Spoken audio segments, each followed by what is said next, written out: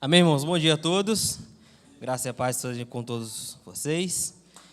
Como o pastor Ricardo falou, nesse púlpito aqui eu me sinto humilhado, sabe, gente?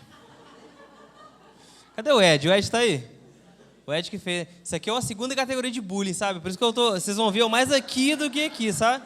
Porque isso aqui é constrangedor. Para o pastor Ricardo foi uma benção, mas para pessoas como eu já não é tanto. Bom, nós iremos continuar a nossa série, né? Nós demos início à nossa série do domingo passado, com o pastor Rafael, ele fez aquela macro exposição, e eu gostaria de pedir aos irmãos para que nesse momento abrem sua Bíblia no livro de 1 Tessalonicenses, capítulo 1, e o texto que nós vamos ver, o texto que nós vamos trabalhar nessa manhã, é do versículo 2 ao verso 10, do verso 2 ao verso 10, 1 Tessalonicenses, capítulo 1, do verso 2 ao verso 10, o pastor Rafael, como eu falei, ele explicou o versículo primeiro, usou algumas passagens para que nós vamos entender o contexto, para que nós vamos ter uma familiarização melhor com o livro de Tessalonicenses, e agora nós iremos trabalhar aqui, iremos ver o que Deus tem a falar com a sua igreja, conosco, do verso 2 ao verso 10. Então eu vou ler com os irmãos com suas Bíblias abertas aí. Eu vou ler na versão NVI. Não, tá no esquema ali. Vou ler na versão NVI, que diz assim a palavra do nosso Deus. Sempre damos graças a Deus por todos vocês, mencionando-os em nossas orações. Lembramos continuamente diante do nosso Deus e Pai, o que vocês têm demonstrado, o trabalho que resulta da fé, o esforço motivado pelo amor e a perseverança proveniente da esperança em nosso Senhor Jesus Cristo. Sabemos, irmãos amados de Deus, que Ele os escolheu, porque o nosso Evangelho não chegou a vocês somente em palavra, mas também em poder, no Espírito Santo e em plena convicção. Vocês sabem como procedemos entre vocês em seu favor. De fato, vocês se tornaram nossos imitadores e do Senhor, pois apesar de muito sofrimento, receberam a palavra com alegria que vem do Espírito Santo. Assim, tornaram-se modelo para todos os crentes que estão na Macedônia e na Acaia, porque partindo de vocês, propagou a mensagem do Senhor na Macedônia e na Acaia. Não somente isso, mas também por toda parte tornou-se conhecida a fé que vocês têm em Deus. O resultado é que não temos necessidade de dizer mais nada sobre isso, pois eles mesmos relatam de que maneira vocês nos receberam e como se voltaram para Deus, deixando os ídolos, a fim de servir ao Deus vivo e verdadeiro, e esperar dos céus o seu Filho, a quem ressuscitou dos mortos, Jesus, que nos livra da ira que há de vir. Amém? Vamos orar mais uma vez, feche seus olhos. Senhor Deus e Pai, mais uma vez elevamos nossas vozes e pensamentos a Ti. Ó Deus, nesse momento eu venho te pedir, ó Deus, que o Senhor possa, Deus, falar pela Tua palavra. Ó Deus, derrame, ó Deus, o Teu poder. Nós não precisamos, ó Deus, de ilustrações bacanas, não precisamos, ó, de palavras bonitas. Ó Deus, mas que nós, ó Deus, precisamos, ó Deus, de poder do Teu Santo Espírito em nossas vidas. Ó Deus, e que através, ó Deus, do Teu Evangelho, ó Deus, isso possa acontecer nessa manhã. Que possamos, ó Deus, sair aqui transformados, encorajados e edificados. Essa é a nossa oração no nome santo de Jesus. Amém e amém. Irmãos, eu gostaria de começar com uma história que para alguns aqui pode ser conhecida, para outros nem tanto. Eu acho que para a maioria não vai ser conhecida, porque é uma história já muito antiga. Em 1872, foi encontrado no interior da Índia, numa floresta, um menino de 6 anos. E esse menino foi dado a ele o nome de Dina Sanichar. E caçadores, eles estavam caçando animais e encontraram esse menino, e algo chamou muita atenção, porque esse menino vivia no meio de lobos. E então eles tiveram que matar aquela manada, tiveram que matar aquela criação de lobos, para então resgatar o menino. E aí começou-se um grande desafio, porque eles viram que apesar daquele menino ter pouquíssima idade, tinha aproximadamente entre 6 e 7 anos, ele tinha hábito de um lobo, ele tinha hábito de animal. Então ele andava apoiado sobre os braços, ele comia comida crua com muita naturalidade, ele rosnava, a comunicação dele era por ruídos, ele preferia comer comida crua do que comida cozida. Então houve muitos desafios para que aquele menino tivesse que ser inserido na sociedade. Inspirado nessa história que aconteceu na Índia no século XIX, que escreveram aquele filme, né? Fizeram aquele filme Mowgli, o Menino Lobo. Talvez aqui quem é pai, eu sei que conhece, porque pai é mato. Todo mundo já viu com seu filho em algum determinado momento aquele filme, Mowgli, o Menino Lobo. E é nesse fato que esse filme foi inspirado. Mowgli, que na verdade se chama Dina, ele existiu.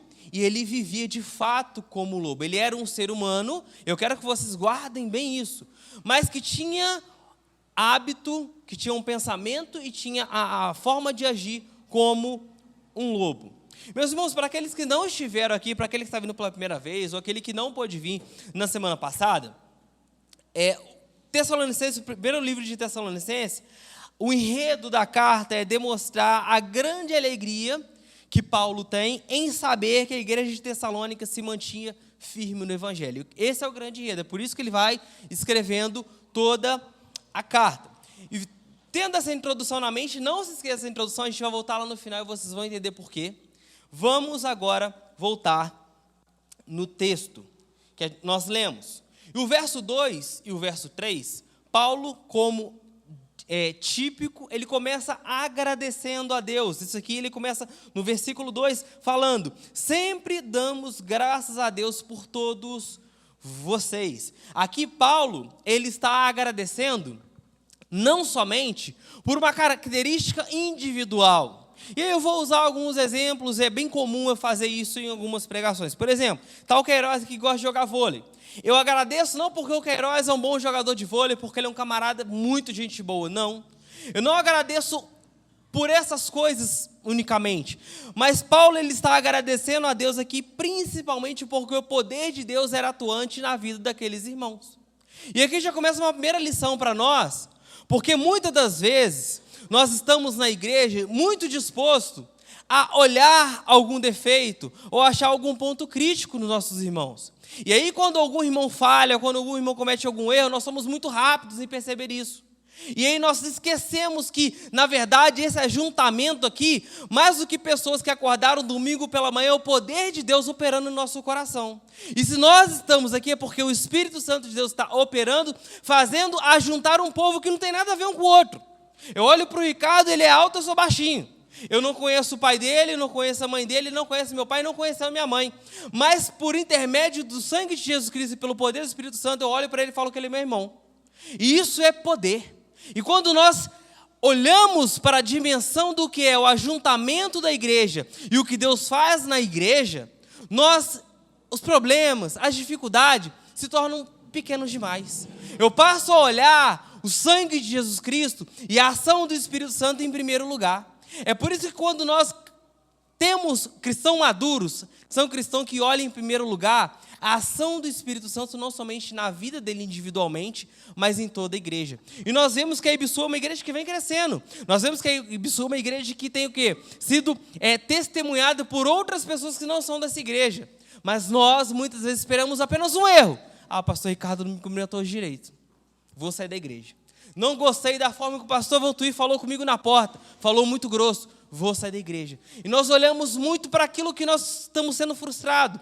Nós, às vezes, nos frustramos em cima da nossa expectativa que é pecadora. Então, há muito disso. Então, Paulo ele já começa aqui dando graças a Deus, já é uma lição para nós. Porque quantos de nós aqui acordou hoje e falou: Senhor, muito obrigado por o Senhor me dar saúde e poder ir ao culto, participar e fazer parte daquele povo maravilhoso da Ibisu. Quantos de nós agradecemos? Ou às vezes, quantos de nós agora, quando mal pisamos na igreja, reclamamos de alguma coisa? Mas a igreja está muito fria. Mas o irmão está assim. Mas a irmã está assada. Mas veio o irmão que eu não vou muito com a cara dele, não estou legal com o Glazer. E nós muitas vezes perdemos muito tempo. E estar na igreja, fazer parte desse ajuntamento é o quê? Ser grato a Deus. Porque, como eu falei, isso aqui não é obra do nosso esforço. Isso aqui não é porque o pastor Ricardo prega muito bem. Isso aqui não é porque nós temos uma equipe de louvor maravilhosa. Não é porque nós temos uma estrutura bem localizada, não. Isso aqui é fruto do poder do Espírito Santo. E porque o Espírito Santo opera em nossas vidas e por intermédio da sua igreja nós damos graças a Deus. E Paulo fala que o poder de Deus foi derramado em suas vidas. Isso gera um efeito. Porque se o Espírito Santo, se esse ajuntamento é pelo poder do Espírito, é pelo Filho, pela mediação do Filho e pelo poder do Espírito, isso vai gerar em nós efeitos, isso vai gerar em nós frutos. Mediante a ação do Espírito Santo, mediante o poder do Espírito Santo, nós não podemos ser indiferentes. E tem muita gente que se diz ser cristão e age de forma diferente. Para ele tanto faz como tanto fez. Se tem culto, amém. Se não tem, amém. Se tem alguma atividade a mais, tá beleza. Se não tem, beleza também, não tem problema. Ah, o pastor veio, não veio. Para ele está tudo bem, é indiferente. Ele não tem motivação, ele não é uma pessoa entusiasmada. Mas nós olhamos que essa igreja de Tessalônica, que Paulo está agradecendo, porque o poder do Espírito Santo é derramado nesses irmãos, ela tem efeitos. E olha só o que diz o verso 2. Verso 2 diz assim: lembramos-nos continuamente do nosso Pai, do nosso Deus e Pai, que vocês têm demonstrado o trabalho que resulta da fé. E eu quero parar com os irmãos, o trabalho que resulta da fé. Nós olhamos que sem fé é impossível o quê? Agradar a Deus. Isso é um fato. A fé é um dom de Deus. A fé não é algo que você vai fazer brotar de si mesmo. Ah, é só você ter fé. Tem muita gente que fala, sabe por que você não está recebendo a bênção? Porque você não tem fé. Sabe por que acontece isso? Porque você não tem fé. Se você tiver fé, aí tudo vai acontecer, mas a fé não é algo que brota, não, é diferente de um pensamento positivo. Pensamento positivo, ok, nós podemos ter naturalmente. Fé é uma dádiva de Deus, é um dom de Deus, é algo que Deus dá a nós. E nós olhamos que a fé, tem uma característica, que é diferente. Nós entendemos que a salvação é mediante a fé, isso é dado por Deus. E o que é a fé? A fé não é somente um privilégio cognitivo. A fé não é uma diferenciação intelectual. Eu consegui entender o Evangelho, então eu sou mais inteligente do que aquele que não entendeu o Evangelho. A fé não é isso. A fé, na verdade, ela é um conjunto, ela é um elemento, ela é um dom dado por Deus, que ela trabalha em todas as áreas das nossas vidas. E é muito importante dizer isso, porque a gente fala assim, eu tenho fé, eu acredito em Jesus. E a gente vê que pessoas que falam que têm fé, pessoas que falam que acreditam em Jesus, não têm um relacionamento com Ele, não têm uma vida digna do Evangelho, não vive como um seguidor, como um imitador de Jesus. E nós olhamos que pessoas que falam que têm fé em Jesus, mas que não vivem como um seguidor de Jesus, é porque ele não tem uma fé, ele tem uma crença, e crença é diferente de fé. Porque a fé, ela faz com que nós venhamos ser moldados. A fé, ela trabalha com toda a nossa vida, ela trabalha em todas as áreas da nossa vida. A fé, na verdade, é um dom dado por Deus que mexe com o nosso entendimento. Por isso que o primeiro ponto é esse. Quando nos é dada a fé, nós entendemos com clareza o que é o Evangelho e o impacto que isso tem para as nossas vidas. Segundo ponto que a fé tem como característica, ela trabalha com nossas emoções. Nós agora temos confiança, mas não em nós mesmos. Nós confiamos em Deus, confiamos na obra de Cristo, confiamos na ação do Espírito Santo. E há um terceiro elemento da fé que quase não é dito, que é da fidelidade, ou seja, as nossas ações. Aquele que realmente tem fé, a fé realmente dada por Deus, é uma fé que vai ser demonstrada nas nossas obras. O texto de Efésios, capítulo 2, verso 8, é um texto adorado, principalmente pelos reformados e tradicionais, não é? Pela graça, sois salvos, mediante a fé. Isso não vem de vós, é dom de Deus, não pelas obras para que ninguém se glorie. Mas no versículo 10, fala que nós fomos criados por Ele, preparados para as boas obras. Ou seja, quando Deus nos dá a fé, Ele também nos prepara para as boas obras. E nós olhamos que isso estava acontecendo com a igreja de Tessalônica. O trabalho que resulta da fé. Porque Deus deu e Ele não deu pela metade. Olha, eu dei fé, é só você crer e está tudo beleza. Vivam como queira. Não é isso. Se nós realmente temos a fé dada por Deus, nós vamos entender a missão de Deus, nós vamos confiar nessa missão e nós vamos abraçar essa missão. É por isso que o pastor Ricardo, ele é tão missionário. Por quê? Essa igreja ela é tão missionária e isso foi uma das coisas que mais me impactou. Porque eu nunca tive a oportunidade de ser de uma igreja tão missionária.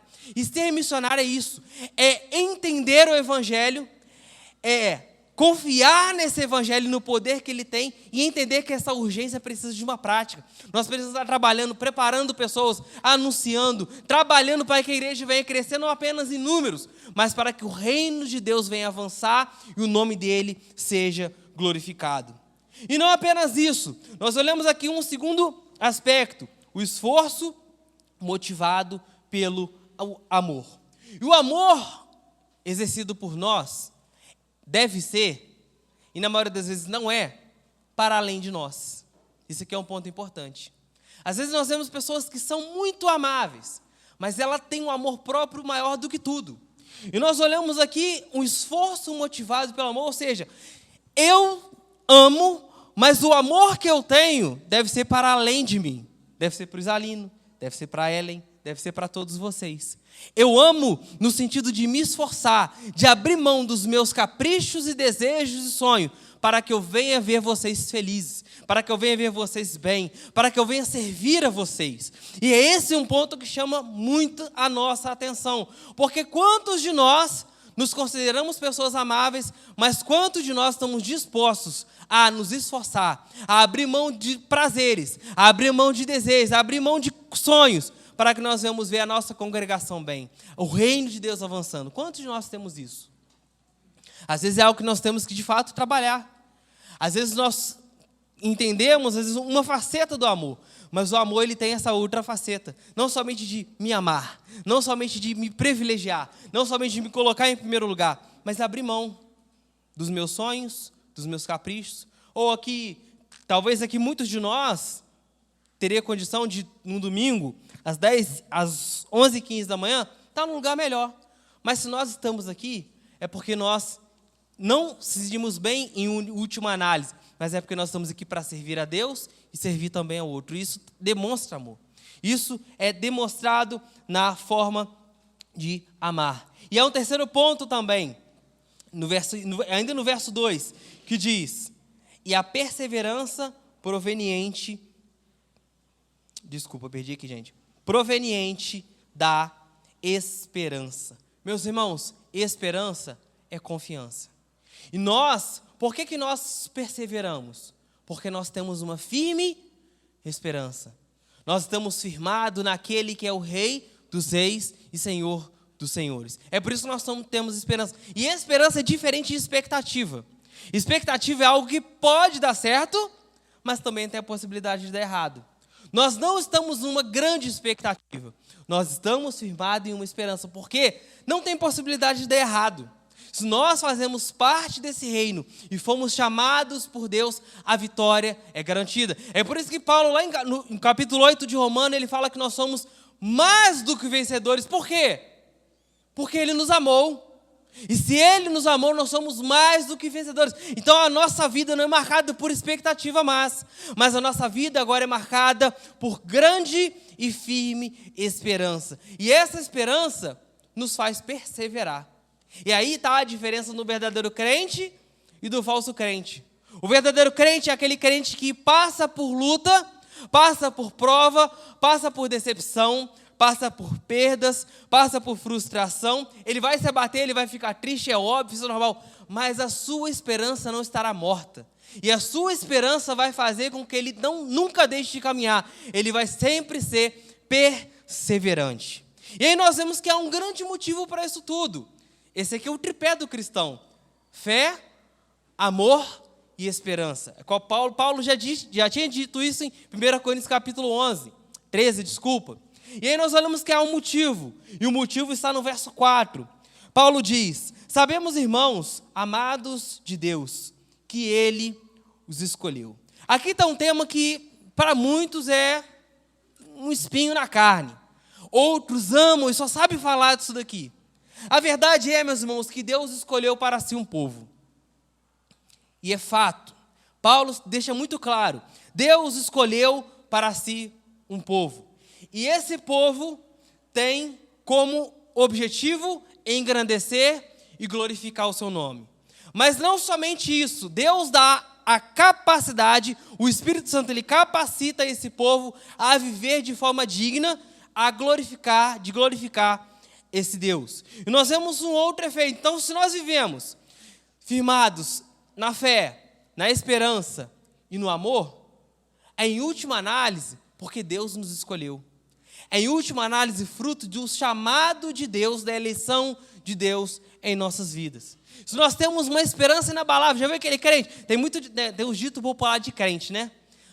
O crente ele passa por luta, passa por prova e está dando glória a Deus. De fato é verdade. Por quê? Porque Deus nos escolheu. Sabe por que nós amamos ao ponto de abrir mão dos nossos caprichos para servir ao outro? Por conta que Deus nos escolheu. Sabe por que nós temos uma fé que nos mantém firme e mantém o nosso trabalho operante? Porque Deus nos escolheu. E não somente isso, o chamado de Deus, ou a eleição de Deus para nós, gera também outros frutos. E do verso 5 ao verso 10, nós podemos ver isso. Outros frutos dignos desse chamado. No verso 5, fala sobre o poder do Evangelho. Olha só o que diz o verso 5. Porque o nosso Evangelho não chegou a vocês, não somente em palavra, mas também em poder no Espírito Santo e em plena convicção. O Evangelho, meus irmãos, não é uma formulação bacana de palavra. O Evangelho não é uma capacidade, uma boa capacidade de falar em público. O Evangelho não é uma boa oratória, uma boa retórica. O Evangelho é o poder de Deus. É isso que Paulo fala em Romanos capítulo 1, versículo 16. Pois eu não me envergonho do Evangelho, pois ele é o quê? O poder de Deus para a salvação de todo aquele que nele crê. Então o Evangelho, em última análise, tem muitas definições, mas eu vou falar aqui uma que eu gosto muito, que é o poder de Deus. Esse poder de nos transformar, esse poder de nos restaurar, esse poder de nos resgatar do lamaçal do pecado, esse poder de nos livrar de nós mesmos, esse poder de nos fazer ajuntar e fazer desse juntamento o corpo, cujo Cristo é o cabeça. Esse é o poder do Evangelho. O Evangelho é o poder de Deus. E nós, como eleitos de Deus, nós vivemos firmados nesse Evangelho. Nós vivemos sob o efeito do Evangelho. Nós vivemos sob esse poder, o poder do Evangelho. Mas há uma segunda característica. A primeira característica é viver nesse poder, não somente na palavra, não somente no disse-me-disse, não somente, nas coisas que nós falamos e não fazemos, mas firmados nesse poder que transforma, que regenera, que nos edifica. Também há uma segunda característica desse chamado, dessa eleição de Deus em nossas vidas. E olha só o verso 6. De fato, vocês se tornaram nossos imitadores e do Senhor, pois apesar de muito sofrimento, receberam a palavra com alegria que vem do Espírito Santo. Sermos imitadores de Cristo. Quando nós somos imitadores de Cristo, nós estamos evidenciando esse chamado que Deus tem para as nossas vidas. E como que nós imitamos a Cristo? Aqui ele dá um exemplo. E aqui talvez seja a coisa mais difícil, eu vou falar por mim, tá? E eu acho que por todos nós, que é se alegrar em meio ao sofrimento. Porque o sofrimento para a nossa carne não é bom. E se alegrar no meio do sofrimento não é ser masoquista, não é falar, ai, que bom sofrer, eu amo sofrer, como é legal passar por esse tipo de sofrimento. Não é isso que Paulo está querendo nos ensinar. Mas é que mediante no sofrimento, nós vamos ter uma alegria última, que é ter a presença de Deus em nós. Ter uma alegria última, que é ter a certeza da nossa vitória, que não é nessa vida. Às vezes nós podemos sobressair em situações aqui, mas que se nós não sobressairmos aqui, certamente Deus tem algo muito maior na eternidade. Então isso é muito importante, porque quando nós somos resilientes, uma palavra que tem sido muito usada, fora do contexto, porque resiliente na verdade é isso, é sofrer por amor a Jesus, e quando nós sofremos por amor a Jesus, nós estamos sofrendo sendo como Jesus. É o que Deus tem, o propósito de Deus para nós é esse, sermos conformados à imagem do seu Filho. E o método que ele usa, e o meio que ele usa, é o sofrimento. O sofrimento não é legal, o sofrimento não é bacana, mas o sofrimento ele é uma providência de Deus. E é no sofrimento que nós nos humilhamos. É no sofrimento que nós nos quebrantamos. É no sofrimento que nós reconhecemos que nada somos. Sem Ele, nada nós podemos fazer. É no sofrimento que nós reconhecemos a nossa total dependência de Deus. É por isso que Deus permite nos sofrer. Seja na área financeira, seja na área emocional, seja na área física, seja em qualquer outra área. A gente às vezes pergunta, por que, Senhor? Porque no sofrimento nós choramos. Porque no sofrimento nós falamos, Senhor, por favor, me ajude. Senhor, sem Ti eu não vou conseguir. E é nesse momento que nós somos quebrantados, é nesse momento que nós esvaziamos de nós mesmos. Nesse momento, o Espírito Santo ele vai operando e vai conformando a imagem de Jesus em nós.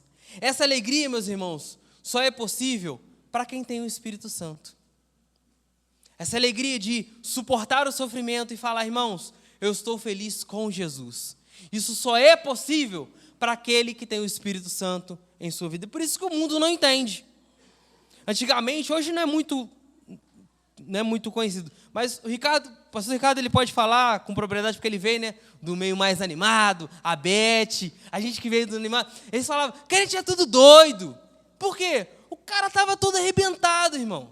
O cara estava sem dinheiro, na lona, não sabia o que ia comer, e o cara ia para a igreja dando glória a Deus, chegava lá, sentia a presença de Deus, e Deus se manifestava no lugar. Por quê? Porque a alegria não estava firmada nas coisas terrenas. A alegria não estava firmada naquilo que ele estava vendo, mas a alegria estava firmada naquilo que foi dado a ele, o Espírito Santo de Deus agindo no seu coração. E isso era maravilhoso. E aí eu fui criado nesse meio, e às vezes eu volto assim e falo, a gente precisa de resgatar isso. Porque às vezes a gente chega na igreja triste, e a gente faz aquela cara de piedade, que os irmãos fazem até a rodinha, vai a igreja toda. O que aconteceu, irmão? Ah, porque lá em casa está assim, assim, assim, assado. Ah, porque no meu trabalho aconteceu isso, isso e isso. Ah, porque o fulano de tal falou isso, isso, isso de mim. Ah, porque o irmão da igreja... Mas não é isso que a Bíblia quer, nos ensina. Não é isso que Deus tem para nossas vidas. Não é isso que Deus quer para nós. Ser imitadores de Cristo é saber sofrer, é ter alegria no sofrimento.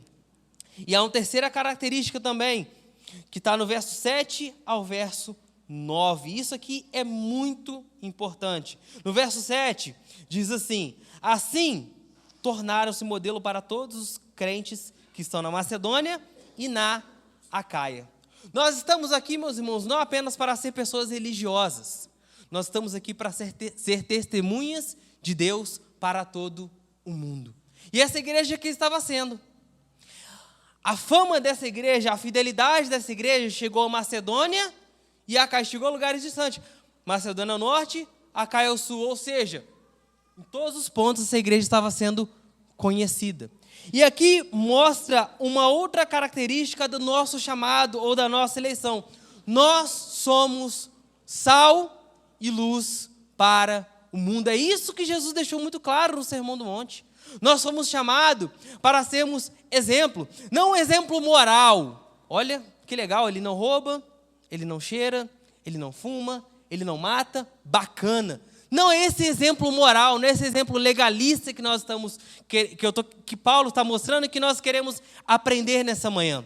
É o exemplo de manifestar o caráter de Cristo em nós. E aí quando ele fala, olha, vocês se tornaram conhecidos. Ou seja, a nossa fidelidade a Deus faz com que pessoas vão olhar para nós e falar, olha, a Aline é uma mulher santa de Deus, eu quero ser como ela. Esse sempre foi o propósito de Deus, desde o Antigo Testamento. O que Deus falou para Moisés? Olha, se vocês seguirem, obedecerem os mandamentos, as nações serão atraídas pela sua fidelidade e pela sua obediência. E o que acontece? A nação de Israel fracassa. Ela nunca conseguiu atrair os povos pagãos, porque ela sempre caía na fidelidade e no amor a Deus.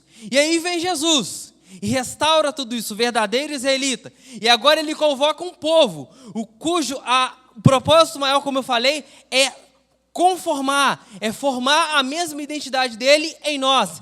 E isso vai gerar um impacto na sociedade, isso vai gerar um impacto no mundo. O mundo vai olhar esse ajuntamento e falar, olha, que coisa maravilhosa. Que coisa mais bela.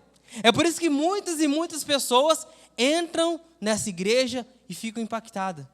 Não porque nós somos os mais belos, não porque que tem a melhor estrutura, mas é porque o caráter de Cristo é manifestado nesse lugar. E esse deve ser o nosso propósito. O nosso propósito não é fazer, olha, vou fazer meu discípulo porque eu sou um camarada legal. Vou fazer um discípulo porque eu tenho a forma correta e a forma certa de pensar e de viver. Não, nós nos tornamos discípulos pelo ato de uma forma passiva. Porque a nossa forma ativa, de forma passiva, fará com que nós venhamos, fará com que pessoas sejam os nossos imitadores.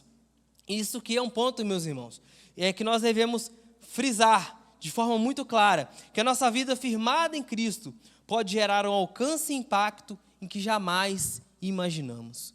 Quando nós de fato estamos firmados em Cristo, quando de fato estamos dispostos a seguir a Ele e ser seus imitadores, fique tranquilo, fique despreocupado, que as pessoas vão ver isso em você. As pessoas vão querer imitar isso. E nós olhamos um quarto e último ponto, uma quarta e última característica dessa igreja, e que deve ser também um outro ponto importante para nós, está no versículo 10. Diz assim: esperar dos céus o seu Filho, a quem ressuscitou dos mortos, Jesus, que nos livra da ira que há de vir. Uma quarta característica do nosso chamado, da nossa eleição, é desejar a volta de Jesus. E aqui está um ponto que se perdeu, quase não se fala sobre a volta de Jesus mais. Muitos que se dizem cristãos, inclusive, já nem acreditam mais, porque cresceu, já está com 40, 50, 60 anos, e fala, olha, eu já ouvi essa minha vida inteira, por fim eu estou achando que nem vai voltar mais. Eu estou achando, na verdade, que a gente morre, a gente vai encontrar com ele, mas esse negócio de Jesus voltar, na terra isso não vai existir. Mas o verdadeiro eleito de Deus, o povo chamado por Deus, ele vive com essa grande esperança. Ele fica nessa expectativa, ele tem esse desejo, essa firme esperança da volta de Jesus. Por quê? Porque a nossa vida no presente é moldada pelo que há de vir. A nossa vida na era presente é moldada pelo futuro. Nós não vivemos firmado no que vemos, mas nós vivemos firmado naquilo que cremos. E essa é a diferença do cristão. Nós devemos ansiar a volta de Jesus. E eu já fui aqui vou confessar um pecado para vocês, a Poliana é prova disso. Eu era muito... A gente muitas vezes se vê muito preso às coisas terrenas, né? E aí a Poliana falava assim comigo, eu estou doido para Jesus voltar. Eu não vejo a hora de Jesus voltar. E eu falava, não, eu até quero que ele volte, mas eu quero que primeiro conquistar as coisas, curtir a vida, viajar, conhecer, ter filho. E ela olhava para mim meio chocada. E eu achava que isso era normal. Mas não é normal, irmão. Nada pode ser maior, nenhum desejo pode ser maior do que o desejo de estar com Deus e ver Ele face a face. Qualquer desejo que seja maior do que isso, olha, a nosso cristianismo tem que ser revisto com urgência. Você vem aqui, quando o pastor fizer o apelo, você vem aqui à frente. Ah, mas eu sou membro da Episcopo 10, não tem problema não. Você vem aqui à frente porque o negócio é sério.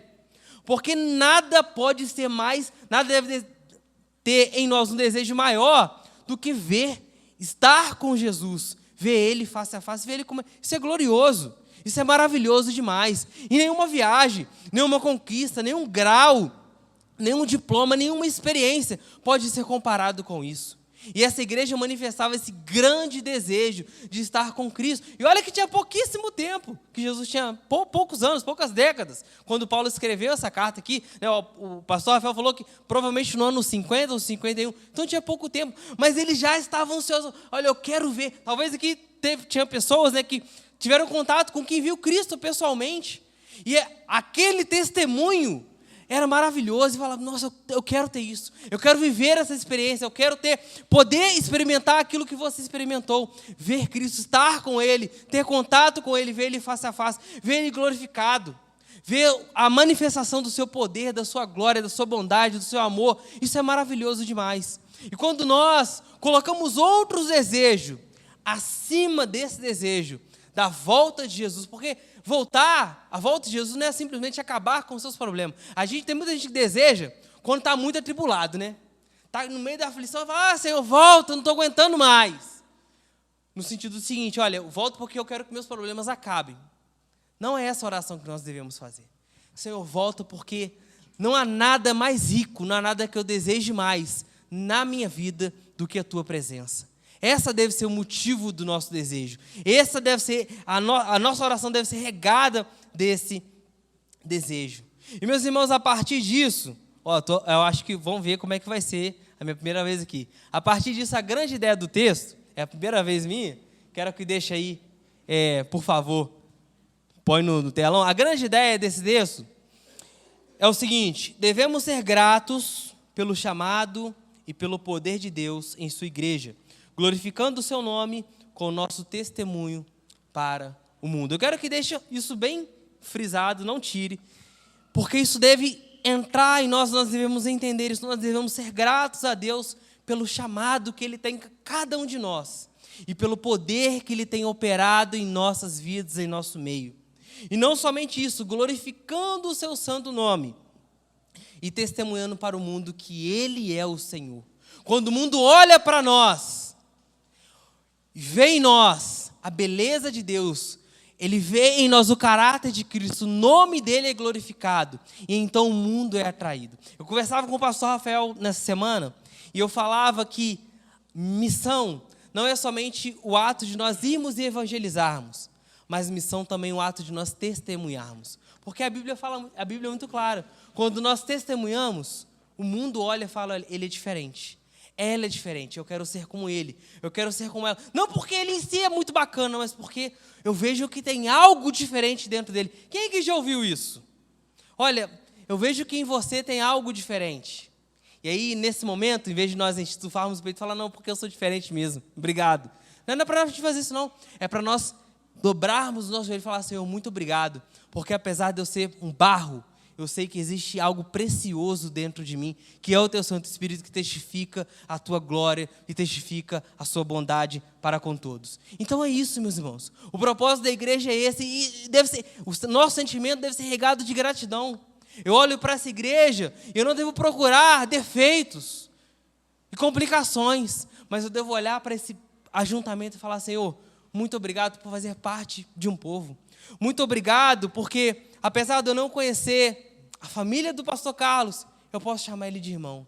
Apesar de eu não conhecer a família da Beth, o pai e a mãe dela, eu sei que em Jesus nós somos irmãos. Porque o que corre em minha veia não é mais o sangue A positivo.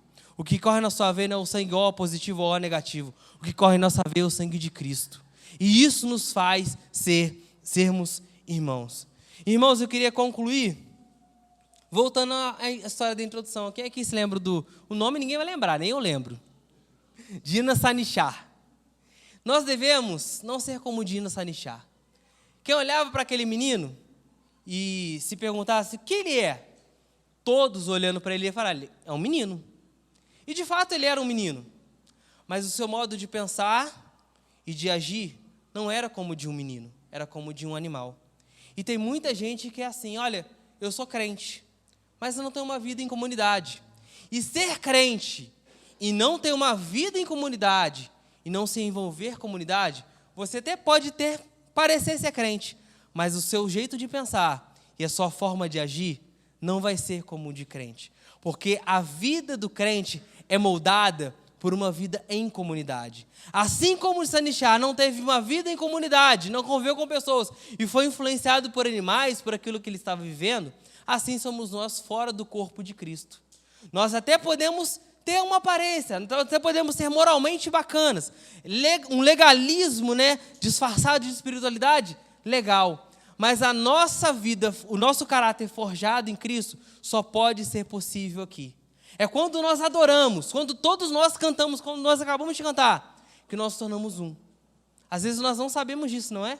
Quando nós tornamos um? Quando toda a igreja em uma só voz adora o nosso Senhor. É nesse momento que por isso que isso aqui é muito importante. Por isso que nós não podemos relativizar. Não estou a fim de hoje não, semana que vem se der eu vou. Chegou a semana que se der eu vou na outra. Tem até o final do ano, todo culto é a mesma coisa. Nós não podemos relativizar esse ajuntamento, porque é aqui que o poder de Deus é manifestado. Aqui a vontade dele é manifesta. E aqui nós somos transformados e encorajados dia após dia. E é assim, meus irmãos, viver em comunidade não é somente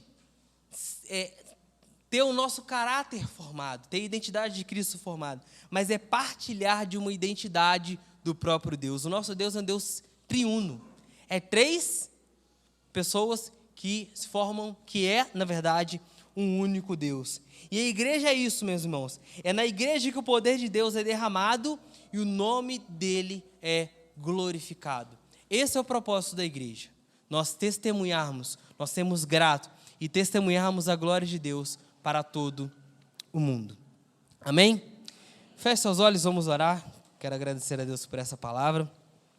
Hoje eu não estendi tanto, estava com muito medo de passar do horário, mas Deus deu sabedoria. Eu queria agradecer com os irmãos, agradecer pela oportunidade. Mais uma vez, pastor Ricardo, muito obrigado pela oportunidade de poder compartilhar com a igreja. Muito obrigado a cada um. E eu queria orar nesse momento, baseado nesse texto que nós aprendemos aqui nessa manhã. Vamos orar. Senhor Jesus, nós mais uma vez queremos orar a Ti.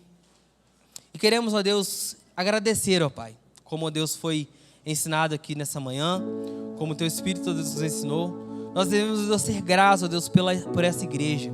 Não somente, ó Deus, por essa igreja, Deus, mas por todas as igrejas em todos os lugares do mundo. Ó Deus, que privilégio é fazer parte do Teu povo. Que privilégio, ó Deus, ó Deus, ser chamado por Ti, ó Deus. Ó Deus, nós não fomos chamados, ó Deus, pelo aquilo que nós fazemos ou fizemos. Nós, ó Deus, fomos chamados, ó Deus, por aquilo que Cristo fez. Fomos chamados, ó Deus, exclusivamente, ó Deus, pelo Teu amor. Ó Deus, e somente por isso, ó Deus, nós devemos ser gratos, ó Deus. Ó Deus, e nós, que a gratidão, ó Deus, venha, ó Deus, transbordar em nosso coração. Que nós, ó Deus, venhamos, ó Deus, olhar, ó Deus, para tudo aquilo que o Senhor fez e continua fazendo no nosso meio. Ó Deus, e agradecer e continuar agradecendo. Muito obrigado, ó Deus, por cada vida, ó Deus, que está aqui. Ó Deus, eu não sei o nome de todos, eu não conheço a vida de todos, mas o Senhor conhece. O Senhor chamou pelo nome, o Senhor os escolheu a cada um de nós. Ó Deus, e faz de nós, ó Deus, cada um, ó Deus, herdeiro e co-herdeiro, ó Deus, o Teu santo Filho. Muito obrigado, ó Deus, por tudo.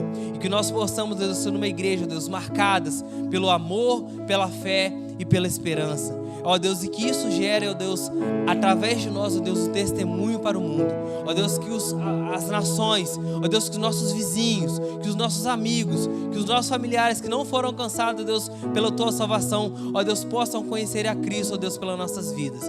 Ó Deus, e que nós venhamos, Deus, continuar firmados, ó Deus, nesse firme evangelho. Ó Deus, que é o poder de Deus, ó Deus, que nos transforma, ó Deus, e que nos edifica, ó Deus, e que nos, ó Deus, faz, ó Deus, parecermos, ó Deus, como Teu Filho. Muito obrigado, ó Deus, por tudo. Obrigado, ó Deus, pelo Teu grande amor. Obrigado, ó Deus, pela Tua presença. Ó Deus, e que nós, ó Deus, venhamos sair daqui, ó Deus, diferente da forma que entramos. Agradecemos, ó Deus, por tudo. Essa é a nossa oração. Te pedimos no nome do Teu Santo Filho Jesus. Amém.